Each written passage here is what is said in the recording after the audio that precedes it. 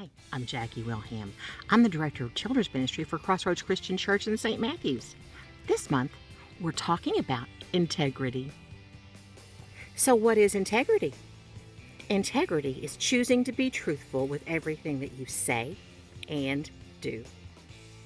This month's memory verse, Proverbs 10:9, is a really good example of why living with integrity is just so very important.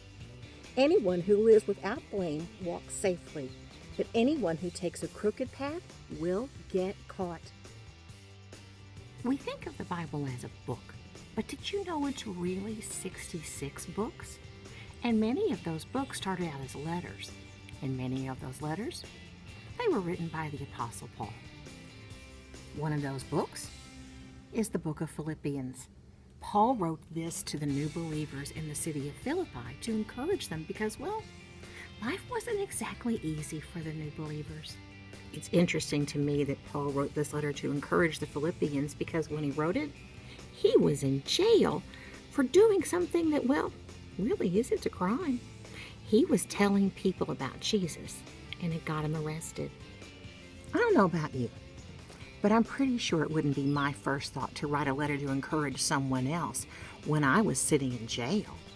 What a great example Paul sets, especially this year. Let's face it, this year, we're kind of all throwing ourselves a bit of a pity party with the virus keeping everything shut down or making us wear masks and having us be apart. Gosh, it's hard to find reasons to look up and be happy. And yet, Paul was in jail.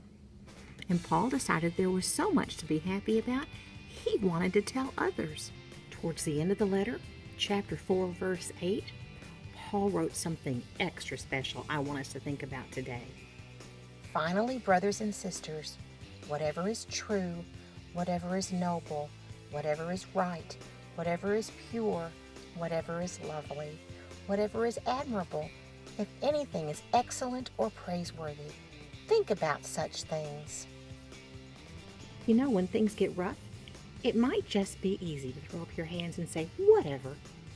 The next time you do that, though, I want you to remember this whatever. Think about whatever is good. Think about whatever's going right. Focus on the good stuff. That's what Paul was saying. Focus on what's true and noble and worthy of praise. You can do it. You can turn around your attitude, and turning around your attitude will turn around so much more. Living with integrity means that you remember that you can trust God and you act like that even when things aren't going exactly the way you wish they were. I'm not saying that it's never a good idea to go ahead and express your disappointment, but don't live there.